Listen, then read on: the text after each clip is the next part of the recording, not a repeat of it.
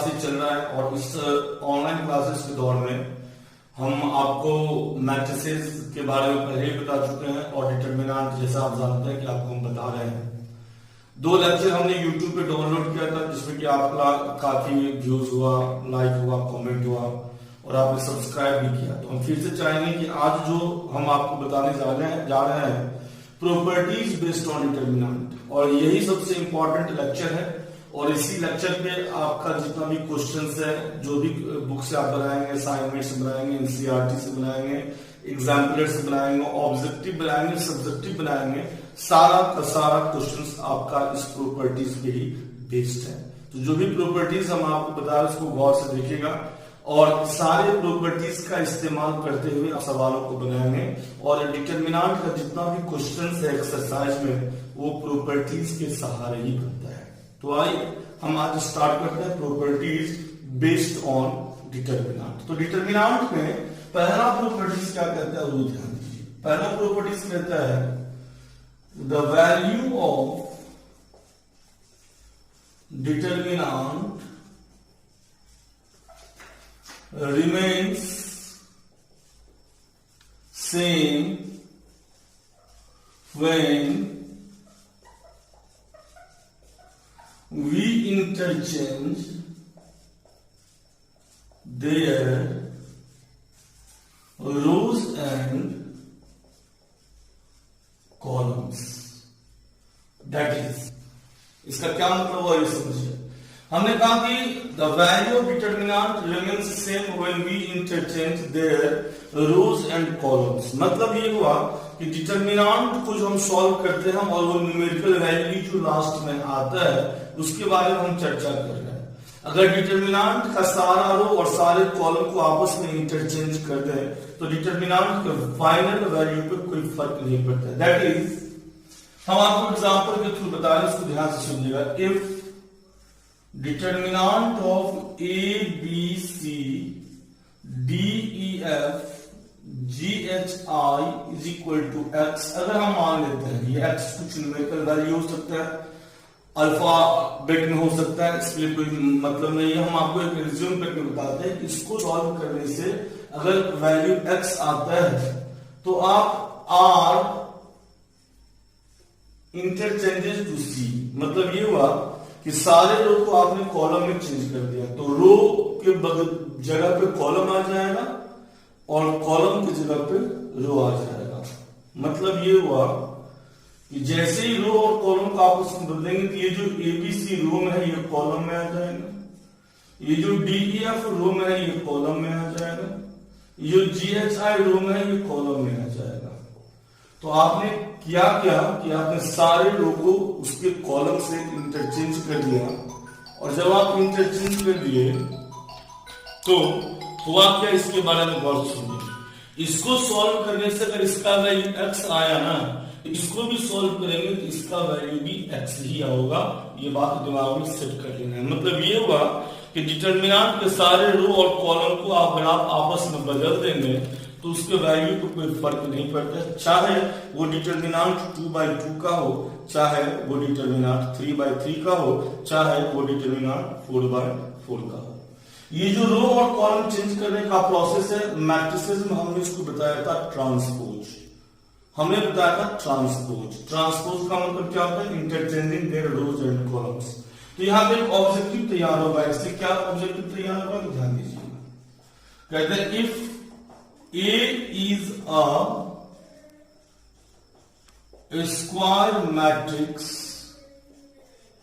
then determinant of A is equal to determinant of A transpose। ये objective में काम है। वैसे क्या मतलब ध्यान दीजिए। अगर कोई एक, जैसा आप पहले से जानते हो कि डिटरमिनेंट सिर्फ और सिर्फ स्क्वायर मैट्रिसेस का निकलता है, तो हमने कहा कि A is a square matrix then determinant of A is equal to determinant of A transpose। मतलब किसी भी मैट्रिक्स का डिटरमिनेंट निकालिए या उसके ट्रांसपोज का डिटरमिनेंट निकालिए, उसके वैल्यू पे कोई फर्क नहीं पड़ेगा। तो ये है प्रॉपर्टीज नंबर 1। तो ये बात याद रखिएगा। अब हम बढ़ते हैं प्रॉपर्टीज नंबर 2 पे। तो आइए देखिए प्रॉपर्टीज नंबर 2 क्या कहते हैं। अब देखो ये प्रॉपर्टीज नंबर 2 क्या कहते हैं, इसके बारे में ध्यान दीजिएगा। क्या कहता है प्रॉपर्टीज 2? प्रॉपर्टीज 2 कहता है कि if we interchange any two rows or columns of a determinant, then the value of determinant remains the same with sign change. That is, what is the meaning of this? If ABC, DEF, GHI, हम बार बार बोल रहे हैं कि हम example आपको बता रहे हैं, ये अल्फाबेट है, इसके अंदर में नंबर भी आ सकता है, तो हम ये बता रहे हैं कि अगर इसको सॉल्व करने से मान लीजिए किसका वैल्यू x आता है, तो हम यहां पे कर क्या रहे हैं कि R1 को हम चेंज कर देते हैं R2 से। तो R1 को अगर R2 से हम चेंज कर देंगे तो क्या हो जाएगा, तो ये R2 R1 की जगह पे आ जाएगा और R1 R2 की जगह पे आ जाएगा, मतलब उसके एलिमेंट का इंटरचेंजिंग होगा। तो R1 इंटरचेंजेस टू R2 मतलब हुआ DEF ABC GHI। Always keep in mind कि इसको अगर आप सॉल्व करेंगे तो इसका वैल्यू भी x ही होगा, लेकिन इसका साइन जो है वो बदल जाएगा। अब आपको मन में एक बात आ रहा होगा कि सर हमने एक बार चेंज किया, फिर हम बताते हैं कि अगर इसी क्वेश्चन में अगर आपका मन करे कि C1 को C2 में चेंज कीजिए, यू कैन इंटरचेंज, आप बदल सकते हैं, कोई दिक्कत नहीं। तो C1 की जगह पे C2 आ जाएगा और C2 की जगह पे C1 आ जाएगा, तो यहां पर हो जाएगा EBH DAG FCI। जैसा आप जानते हैं ऊपर वाले में हम यहां इंटरचेंज किया, तो ऊपर वाले का वैल्यू -x था, इसका वैल्यू बदल करके x हो जाएगा। यही प्रोसेस अब जितना बार भी करेंगे उससे कोई फर्क नहीं पड़ता है, every times value remains same but sign will change. अगर पहले वाले का आंसर पॉजिटिव है तो अगले वाले का आंसर नेगेटिव होगा और ये प्रोसेस बढ़ती जाएगा। तो हम यहाँ पे एक आपको ट्रिक बता देते हैं। क्या ट्रिक बता देते हैं, ध्यान दीजिएगा। कहते हैं इफ वी इंटरचेंज, तो स्टार्ट जिसको मार देते हैं दैट इज नॉट प्रॉपर्टीज, वो प्रॉपर्टी से निकला हुआ है जो कि आपको क्वेश्चन बनाने में मदद करेगा और साथ ही साथ ऑब्जेक्टिव में भी आपको मदद करेगा। If we interchange any two rows or columns of a determinant n times, then the value of new determinant will be -1 to the power n times that of original. That is, if value of original is equal to delta, then after n times interchanging, new value is equal to -1 to the power n into delta। ये बात याद रखना, जितना बार बदलेंगे उतना बार। अगर इसी question में कहा जाएगा कि हम इसका वैल्यू अगर x है और इसी क्वेश्चन में कहा जाएगा कि पहले आप R1 को R2 से इंटरचेंज कीजिए, C1 को C2 से इंटरचेंज कीजिए, C3 को C1 से इंटरचेंज कीजिए, R2 को R3 से इंटरचेंज करो। अगर इसका वैल्यू x है तो इतना सारा इंटरचेंजिंग के बाद नया वाला वैल्यू क्या होगा, तो नया वाला वैल्यू जो होगा, न्यू वैल्यू, आप जानते हैं 1 2 3 4 4 टाइम्स इंटरचेंज किए तो न्यू वैल्यू होगा -1 to the power 4 into x मतलब इसका वैल्यू x के बराबर होगा। ये है प्रॉपर्टीज नंबर 2। तो प्रॉपर्टीज नंबर 2 कहता है कि डिटर्मिनेंट के अंदर में आप किसी भी दो रो या कॉलम को आपस में बदल दीजिए, बदल सकते हैं, लेकिन always keep in mind if you are interchanging any two rows और columns then the value of determinant remains same but sign change. This is properties number 2. Our next star मार दिए। स्टार मारने का मतलब होता है दिस इज नॉट प्रॉपर्टीज, ये properties निकला हुआ है। क्या स्टार मार के बता रहे, ध्यान देना। इफ एनी टू रोज और columns of a determinant are identical, then the value of determinant is equal to 0।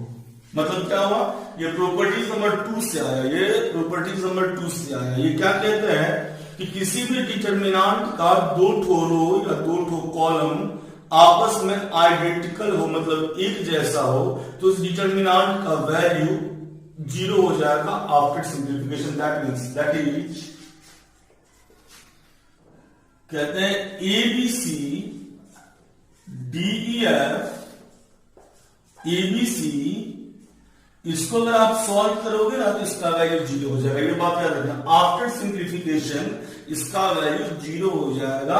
ये बात याद रखना, क्योंकि R1 और R3 आइडेंटिकल है। अब आप बहुत सारे स्टूडेंट के लिए प्रूफ कैसे होगा, तो प्रूफ देखो, हम छोटा सा प्रूफ बताते हैं। प्रूफ क्या है? प्रूफ हम कहते हैं कि let delta is equal to ABC DEF ABC। Suppose हम मान लेते हैं इसका डेल्टा का ये वैल्यू है, ये क्वेश्चन नंबर 1 हुआ। अब देखो हम यहां पे बताते हैं कि ये ABC है, ये जो लहरियादार लाइन दी है ना, तो ये भी ABC है। हम यहां पे R1 और R3 को इंटरचेंज कर रहे हैं। तो जैसे R1 और R3 को इंटरचेंज करेंगे तो आपको ये मालूम नहीं होगा कि ABC का इंटरचेंज हुआ कैसे। तो हम आपको ये बताते हैं कि इंटरचेंज कैसे हुआ, इसके बारे में समझो। हमने कहा इसका वैल्यू अगर x है, इसका वैल्यू अगर x है, तो ABC DEF ABC मान लेते कि इसका वैल्यू अगर x है, हम R1 को R2 से चेंज करते हैं तो ये हो जाएगा डेल्टा। हम लहरियादार लाइन आपके सामने में इसीलिए दिए क्योंकि R1 और R3 को इंटरचेंज कर रहे हैं। तो ये जो ABC लहरियादार लाइन वाला है ना बाबू, ये ऊपर चला जाएगा, ये DEF यहाँ पे, और ये स्ट्रेट जो है ये ABC यहाँ पे आ जाएगा। जैसा प्रॉपर्टीज नंबर 2 कहता है कि अगर इसका वैल्यू x था तो इसका वैल्यू -x होगा। ये क्वेश्चन नंबर 2 हो गया। अब हम करेंगे क्या कि पहले और दूसरे इक्वेशन को ऐड कर देते हैं। 1 में 2 को ऐड कर देंगे। ये डेल्टा था और ये डेल्टा था, तो ये हो गया डेल्टा प्लस डेल्टा। ये x है और ये -x है, तो इसको जोड़ देंगे तो ऐसा हो गया 2 डेल्टा इज इक्वल टू 0, तो delta is equal to 0। Delta किसका वैल्यू था, तो डेल्टा किसका वैल्यू था, तो डेल्टा इसका वैल्यू था। मतलब ये हुआ कि डिटर्मिनेंट का वैल्यू किसके बराबर हो गया, 0 के बराबर।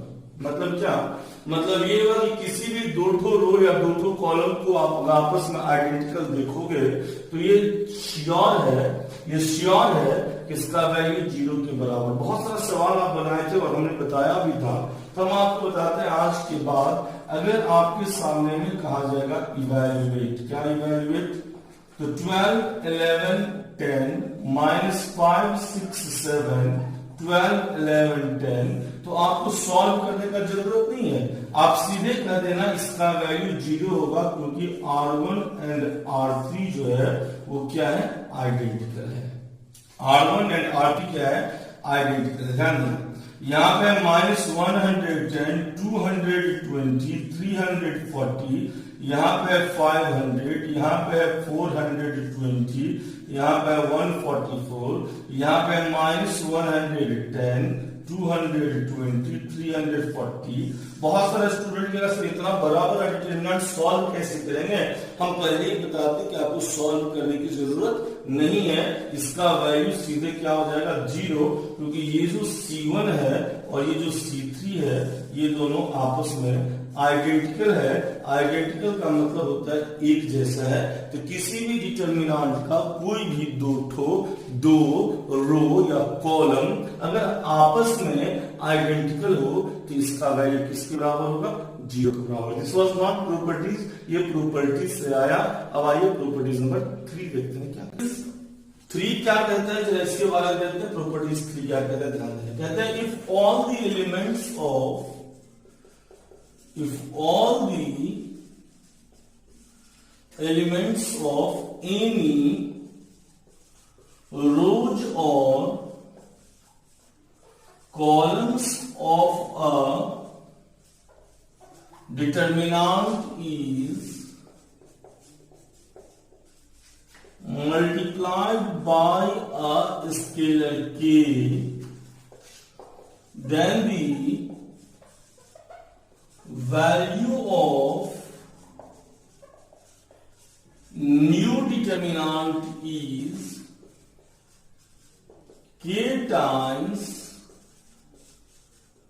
that of original. What is the meaning of this?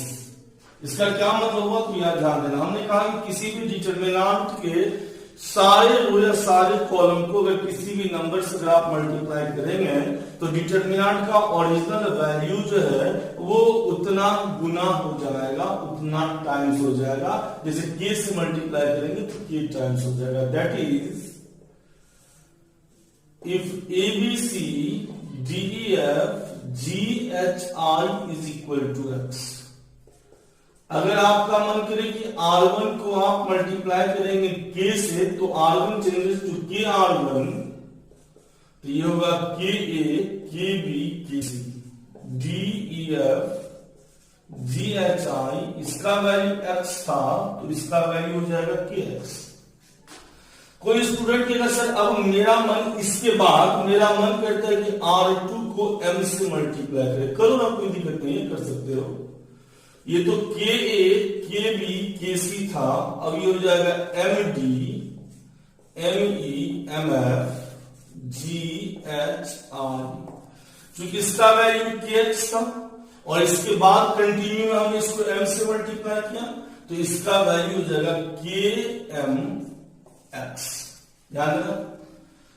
कोई बोलेगा सर मेरा मन करता है R3 को P से मल्टीप्लाई करे। कर दो, कोई दिक्कत नहीं है, कर दोगे तो ये होगा KA KB KC MD ME MF। इसमें आपने क्या PG PH PI, इसका वैल्यू KMX था। चूंकि इसके बाद ये आया, इसके बाद ये आया, इसके बाद ये आएगा तो इसका वैल्यू क्या हो जाएगा? इसका वैल्यू हो जाएगा KMP और साथ में क्या हो जाएगा X। दैट मीन्स ये हुआ कि अगर किसी भी डिटरमिनेंट के सारे element of any rows and columns को आप किसी नंबर से मल्टीप्लाई करोगे तो उस डिटरमिनेंट का वैल्यू k टाइम्स या km टाइम्स या kmp टाइम्स हो जाएगा। अब यहाँ पे एक बहुत इंपॉर्टेंट बात होता है। क्या इंपॉर्टेंट बात होता है? तो ध्यान दें क्या इंपॉर्टेंट बात है। कहते हैं कि अगर ABC DEF GHI का वैल्यू x है। कोई कहेगा सर R1 को भी k से मल्टीप्लाई कर दीजिए, R2 को भी k से मल्टीप्लाई कर दीजिए और R3 को भी k से मल्टीप्लाई कर दीजिए। कोई स्टूडेंट अगर ऐसा सोचता है तो क्या होगा? तो डिटरमिनेंट दिखने में कैसा होगा? तो डिटरमिनेंट दिखने में होगा KA KB KC KD KE KF KG KH KI। Always keep in mind the value of this determinant was x। और जब इस डिटरमिनेंट को आप देखेंगे तो आप देखेंगे कि R1 को k से किए, R2 को भी k से किए, R3 को भी k से किए। तो इस डिटरमिनेंट को चूंकि 3 बार कंटिन्यूअस हुआ तो x से हुआ, एक बार kx फिर हो गया के स्क्वायर एक्स, फिर हो गया के क्यूब एक्स, इसका वैल्यू हो जाएगा के क्यूब के साथ एक्स। तो ऑलवेज कीप इन माइंड इसका वैल्यू का के क्यूब इंटू एक्स। ये बहुत इंपॉर्टेंट प्रॉपर्टीज है। अब इसी प्रॉपर्टीज पे एक ऑब्जेक्टिव आता है, ये ऑब्जेक्टिव क्या है वो देखो। हम आपको बता रहे थे कि इसको ऑब्जेक्टिव कैसे होगा। तो ये ऑब्जेक्टिव कहते हैं if A is a square matrix of order n, if A is a square matrix of order n, then determinant of K is equal to K to the power n into determinant of A।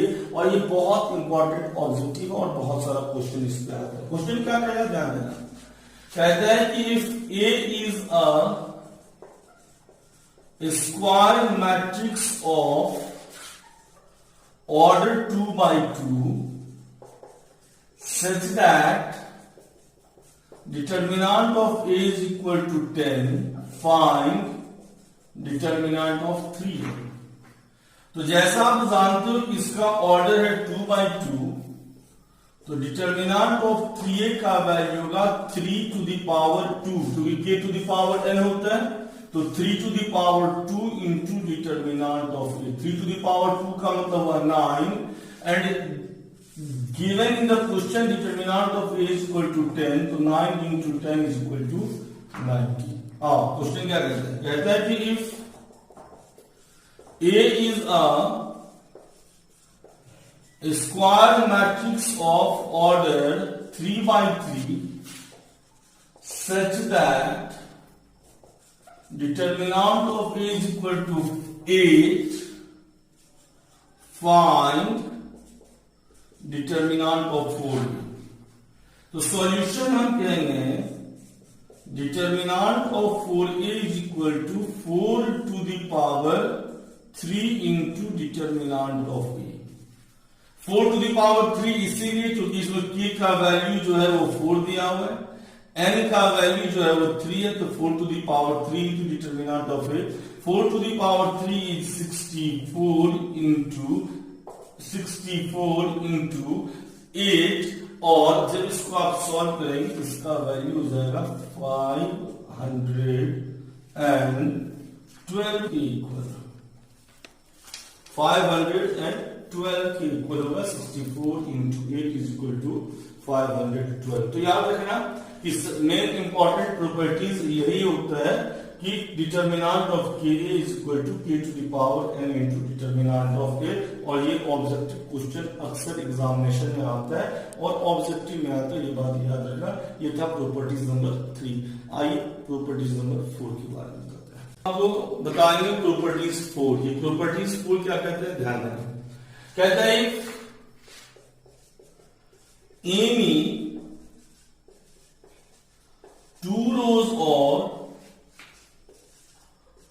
columns of a determinant are proportional, then the value of determinant is equal to 0। that is ABC DEF KA KB KC इसका value जो है ना वो 0 के बराबर होगा। क्यों 0 के बराबर होगा, तो ध्यान देना R1 को R3 से डिवाइड करेंगे तो 1/k होगा। इसी को हम लोग बोलते हैं प्रोपोर्शनल, इसी को हम लोग प्रोपोर्शनल बोलते हैं। अब कहते हैं कि क्वेश्चन में इसका इस्तेमाल कैसे होगा, तो क्वेश्चन में इसका इस्तेमाल ये होगा कि determinant of 2 4 6 1 2 3 7 8 9, no need to solve, इसका वैल्यू 0 होगा। कैसे, तो 1 2 जा 2, 2 2 जा 4, 3 2 जा 6, इसका वैल्यू 0 होगा। बोलेंगे R1 and R2 are proportional। आओ यहां पर लिखा है -10 20 30 17 34 68 -30 60, 90, इसका वैल्यू 0 होगा। कितना भी बना होगा उसको कोई फर्क नहीं होगा, इसका वैल्यू 0 होगा। क्यों 0 होगा तो ध्यान देना कि C1 बाई C3 का वैल्यू 1/3 होगा। और यूं आप समझिए अपने लैंग्वेज में कि C1 को हमने 3 से मल्टीप्लाई किया तो C3 आया। दैट्स वाई इसका वैल्यू 0 के बराबर होगा। C1 by C3 is equal to 1/3। तो ऑलवेज कीप इन माइंड कि कभी भी डिटरमिनेंट में आपको दो ठो रो या कॉलम अगर आपस में प्रोपोर्शनल दिखे तो उसका वैल्यू किसके बराबर होगा? 0 के बराबर होगा। ये प्रॉपर्टीज नंबर 4 है। आइए प्रॉपर्टीज के बाद अब हम लोग पढ़ेंगे पांचवा प्रॉपर्टीज। डिटरमिनेंट का पांचवा प्रॉपर्टीज क्या कहता है? तो आइए देखिए प्रॉपर्टीज नंबर 5। प्रॉपर्टी नंबर 5 कहता है क्या? If all the elements of any rows or columns of a determinant are as the sum of two or more term, then we can express it as the sum of two or more determinant. What is the meaning of this? This property says that if all the elements of any rows or columns of a determinant are as the sum of two or more terms, then we can break it as the sum of two or more determinant. That is we are discussing about this determinant a plus b c plus d e f. As you see that the first row of this determinant is a plus b and c plus d, so we can break it as the sum of two or more term. That means इसको हम लिख सकते हैं a c e f plus, देखो a c e f plus b d e f। ये example से बहुत स्पष्ट क्लियर होगा, इसलिए बढ़िया से ध्यान से लिखिएगा। इसमें रो में दो टर्म का समेशन था। एक और एग्जांपल देख लो भाई, x plus Y m plus n p q। अब इस डिटरमिनेंट को अगर आप देखोगे तो डिटरमिनेंट में है क्या? ये पहले वाले, ये जो पहला वाला कॉलम है उस पहले वाले कॉलम में दो टर्म का प्लस है, तो आप इसको करोगे क्या? तो यहां पर लिखोगे x p m q, मतलब x और m को लिख लेंगे, p q लिख लेंगे, y n को लिख लेंगे, p q लिख लेंगे। तो इसको दो टर्म हम तोड़ सकते हैं। ये केवल 2/2 के लिए, 3/3 के लिए भी है। जैसे यहां पर लिखा रहेगा a plus X b plus Y c plus Z l m n p q r। तो आप तोड़ेंगे किसे? तो पहले वाले रो में देख लें कि the sum of two or more term है, तो आप इसको टू टर्म है तो दो डिटरमिनेंट में तोड़ेंगे। तो पहले आप यहां पर लिख लीजिए ए बी सी, ये एल एम एन है, ये पी क्यू आर है, प्लस ये होगा X Y Z L M N P Q R. तो ये हम प्रॉपर्टीज कहते हैं कि किसी भी डिटरमिनेंट का सारा एलिमेंट किसी भी रो या कॉलम का दो या दो टर्म से प्लस होगा। यहाँ पे तीन टर्म होता तो तीन डिटरमिनेंट में ये ब्रेक होता। ये बात हमेशा याद रखना। और इस प्रॉपर्टीज का बहुत अच्छा खासा महत्व है और इसका यूज भी बहुत अच्छा खासा है और क्वेश्चंस बनाने में डायरेक्ट इसका इस्तेमाल होता है। यह प्रॉपर्टीज नंबर 5 और हम देखेंगे प्रॉपर्टीज नंबर 6 को। इन प्रॉपर्टीज नंबर 6 डिटरमिनेंट में हम आपको ये बता देना चाहेंगे कि अगर डिटरमिनेंट में 100 क्वेश्चन है तो 95 क्वेश्चन जो है वो प्रॉपर्टीज नंबर 6 पे ही बनता है, इसलिए ध्यान से देखना, this is the very most important properties. क्या है इंपॉर्टेंट प्रॉपर्टीज, ध्यान दीजिए। कहता है if all the elements of any rows or columns of a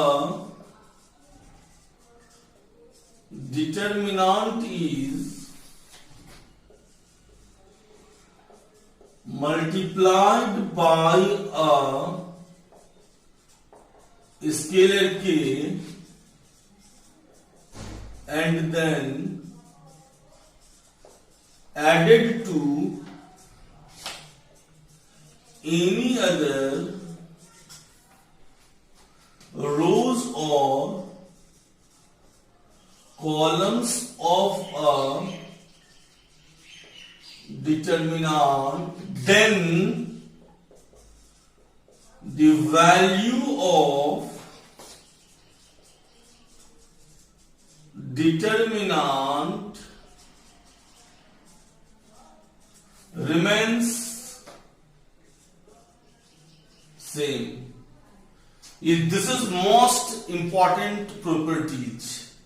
ये कहता है कि अगर किसी डिटर्मिनेंट के किसी भी रो या किसी भी कॉलम के सारे एलिमेंट को आप किसी भी नंबर से मल्टीप्लाई करके आप ऐड करेंगे या सब्सट्रैक्ट करेंगे, एडेड और added to any other rows, added means added और सब्सट्रैक्टेड, तो डिटर्मिनेंट के वैल्यू को कोई फर्क नहीं पड़ेगा। और अगर आपने मैट्रिसेस का इनवर्स वाला क्लास किया होगा तो इसका बहुत अच्छा खासा योगदान था इनवर्स बनाने में। तो ये कहता क्या, ध्यान दीजिएगा, दैट इज एग्जाम्पल बहुत बेहतरीन तरीके समझ में आएगा कि एबीसी डीईएफ जीएचआई का वैल्यू अगर एक्स है, यहां मान लेते हैं कि इसका वैल्यू एक्स है, तो आप करोगे क्या कि R1 को चेंज करेंगे R1 प्लस के R2 में। जैसा आप जानते हैं कि उर्दू का भाषा जो होता है वो उल्टा से शुरू होता है, उल्टा ही बोलते हैं। उल्टा क्या बोलते हैं, R2 को K से मल्टीप्लाई करके R1 में जोड़िए, बदलेगा कौन, R1। R2 बार बार बोल रहा है, R2 को K से मल्टीप्लाई करके R1 में जोड़िए, बदलेगा कौन, R1। तो R1 बदलेगा तो R1 कैसे बदलेगा, तो R2 को K से मल्टीप्लाई किए तो D को K से मल्टीप्लाई करेंगे तो KD होगा, और इसमें जोड़िए तो ये A प्लस KD होगा, ये KE होगा, इसमें जोड़िए तो B प्लस KE होगा, ये KF होगा, इसमें जोड़िए तो C प्लस KF होगा। ये था DEF GHI, और बता दूं किसका वैल्यू भी है वो x के बराबर ही होगा। मतलब आप किसी भी रो के सारे एलिमेंट को किसी नंबर से मल्टीप्लाई करके ऐड करो या सब्सट्रैक्ट करो तो डिटर्मिनेंट के वैल्यू पे कोई फर्क पड़ने वाला नहीं है। अगर आपसे कोई पूछे कि क्या सही में ऐसा होता है, क्या इसका कोई प्रूफ है, हाँ भाई बहुत प्रूफ है, देख लीजिए प्रूफ, आराम से दिखाते हैं प्रूफ। क्या प्रूफ है तो ध्यान दीजिए, हम आपको ये बताने वाले हैं कि इसका वैल्यू के कैसे होता है। प्रूफ ये है कि यह है ए प्लस के डी, यह है बी प्लस के ई, यह है सी प्लस के एफ, यह है D E F G H R. तो इसमें आप लगा सकते हैं प्रॉपर्टीज नंबर 5। क्या प्रॉपर्टीज नंबर 5 है, तो पहला वाला रो का जितना भी एलिमेंट है वो दो टर्म का प्लस है, तो you can break it into as the sum of two or more determinant. तो ये हो जाएगा A B C D E F G H I plus K D K E K F D E F G H I. According to question इसका value बाबू X था, और जब इसमें से के को बाहर निकालोगे ना, तो के को बाहर निकालोगे तो क्या होगा, DEF, और यहां भी DEF था। तो हमने आपको बताया था कि कोई भी दो रो या कॉलम अगर आइडेंटिकल होगा तो उसका वैल्यू 0 होगा, तो x plus 0 that is equal to x। तो ये प्रॉपर्टीज बहुत काम का है और सबसे ज्यादा इंपॉर्टेंट यही प्रॉपर्टीज है, और इसमें ज्यादा से ज्यादा सवाल बनेगा। That means you are free, you can multiply every element of any rows और columns by any scalar and then added to any other rows और columns of a determinant, then there will be no any change in the value of the given determinant, and this is your properties number 6. Now properties number 7. After properties number 6, now I am discussing about properties number 7. This is 7 properties is also very important. According to the 7 properties, the sum of the product of the element of any rows or columns of a determinant with cofactor of the corresponding element of the rows or columns of a determinant gives 0 result. ये जो cofactor देख रहे हो ना, इसके बारे में मैं इस वीडियो में नहीं बताया, इसके बाद वाला वीडियो में मैं आपको माइनस और कोफैक्टर्स के बारे में चर्चा करूंगा। पहले फिलहाल आप ये समझ लीजिए कि कहता है कि किसी भी डिटर्मिनेंट में अगर सारे एलिमेंट को किसी दूसरे रो के या कॉलम के कोफैक्टर से मल्टीप्लाई करके प्लस करोगे तो उसका वैल्यू 0 होगा। दैट इज, अगर मेरा डिटर्मिनेंट है A11, A12, A13, A21, A22, A23, A31, A32, A33, तो मैं आपको बता दूं कि ये जो A11 है, ये जो A12 है, ये जो A13 है, ये एलिमेंट है। अब कोफैक्टर के बारे में डिटेल में चर्चा करेंगे अगले वीडियो पर, आप समझ लीजिए। अब इसको अगर इसके कोफैक्टर को हम लोग C से डिनोट करते हैं, तो इसको C21 से मल्टीप्लाई करेंगे, इसको C22 से मल्टीप्लाई करेंगे और इसको C23 से मल्टीप्लाई करेंगे और इसको जोड़ेंगे तो इसका वैल्यू 0 के बराबर होगा। ये बात याद रखना। इतना ही नहीं, अगर इस एलिमेंट को भी इसके कोफैक्टर से मैं आपको बता दूं कि कोफैक्टर को लिखने का तरीका होता है C11, C12, C13, C21, C22, C23, C31, C32, C33। मतलब ये होगा कि डिटर्मिनेंट के अंदर में जितना भी एलिमेंट होगा उतने कोफैक्टर होते हैं। तो अगर इस, ध्यान से तो सुना भाई, अगर इस एलिमेंट को इसके कोफैक्टर के साथ मल्टीप्लाई करके जोड़ोगे तो always keep in mind the value will be 0। इसी जो हरियाणा लाइन पे 3 एलिमेंट है, अगर इसको इससे मल्टीप्लाई करके जोड़ोगे तो गारंटी इसका वैल्यू 0 होगा। इसको सेकंड वाले को पहले से या तीसरे से मल्टीप्लाई करके प्लस करोगे तो 0 होगा। तो ये प्रॉपर्टीज नंबर 7 है। अब मैं आपको कुछ वैसे कंसेप्ट बताऊंगा जो प्रॉपर्टीज नहीं है, but that will be also useful for you. तो देखिए आगे वाला कुछ बात नहीं है, फिर भी मैं आपको बताता हूं जो डिटर्मिनेंट के सवालों को बनाने में मददगार होगा। तो मैं आपको कुछ बातें बताऊंगा जो प्रॉपर्टीज के बाद है, और जैसा आप जानते हो कि मेरे द्वारा पढ़ाया गया वीडियोस को एक बार 2 बार आप देख लेंगे। जैसे इस वीडियो में मैं आपको केवल प्रॉपर्टीज बताया, अगले वीडियो में मैं आपको एनसीईआरटी का सॉल्यूशन बताऊंगा, केवल एनसीईआरटी का सॉल्यूशन होगा अगले वीडियो में, जो कि प्रॉपर्टीज पे बेस्ड होगा। उसके अगले वीडियोज में मैं आपको मिसलेनियस डिफरेंट बुक्स से क्वेश्चंस को बताऊंगा। तो ये बात आप देखते रहिएगा, क्योंकि अभी ऑनलाइन क्लासेस चल रहा है, इसलिए गौर से सारी बातों को देखेंगे। जो भी प्रॉब्लम होगा आप मेरे नंबर से डायरेक्ट आप बात कर सकते हैं, कहीं कोई दिक्कत नहीं है। अब ये क्या कहता है, इसको लिखने का क्या मतलब है, ध्यान दीजिए। इसके लिखने का मतलब है कि किसी भी डिटर्मिनेंट के का सारा एलिमेंट अगर किसी भी रो या कॉलम का 0 होगा तो आंख बंद करके इसका वैल्यू 0 के बराबर कर देना, कोई सोचना का जरूरत नहीं है।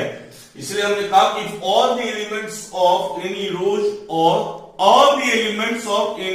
और columns of a determinant are 0, there is no need to think, सीधे इसका वैल्यू 0 होगा।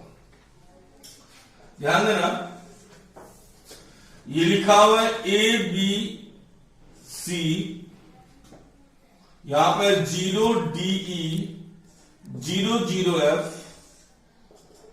तो आप देख क्या रहे हो कि इस डिटर्मिनांट के अंदर नीचे में, आप गौर से देखना, इस डिटर्मिनांट के नीचे में सब 0 है। तो याद रखना इसको सॉल्व करने का जरूरत नहीं होगा, इसका सीधे वैल्यू होगा ADF।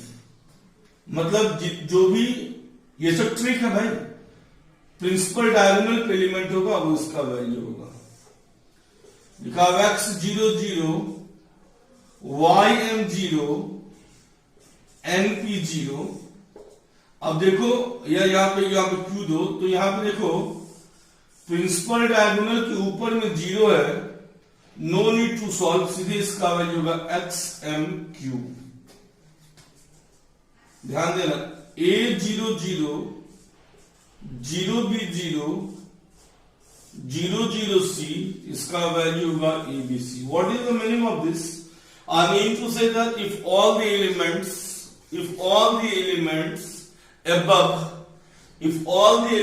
above or below or above and below both the principal diagonal are 0, then the value of determinant is equal to product of principal diagonal element. Product of principal diagonal element, no need to prove, सीधे आप कहेंगे इसका value principal diagonal के बराबर होगा। अब देखना भाई जरा गौर से, कहते हैं इसको जरा गौर से देखो, अगर आपने पढ़ा है मैट्रिसेस बढ़िया से, तो यह 0 A B minus A 0 minus C minus B C 0।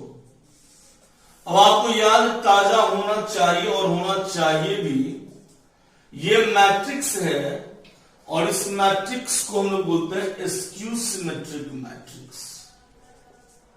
इसको हम बोलते हैं स्क्यू सिमेट्रिक मैट्रिक्स। तो याद रखेंगे कि जब हम इसका डिटर्मिनांट निकालेंगे, कभी भी अगर इसका डिटर्मिनांट निकालेंगे तो दिमाग में सेट करना है कि इसका वैल्यू 0 होगा। No need to proof, no need to explain, no need to write. That is determinant of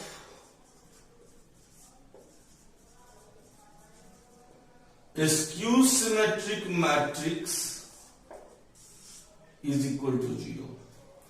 determinant of skew symmetric matrix is equal to 0। देखो ऐसा ऐसा ट्रिक मैं आपको बहुत सारा बताऊंगा, आप वीडियो को देखते रहेंगे, लाइक सब्सक्राइब चैनल को करेंगे, बेल आइकन को जरूर दबाएंगे।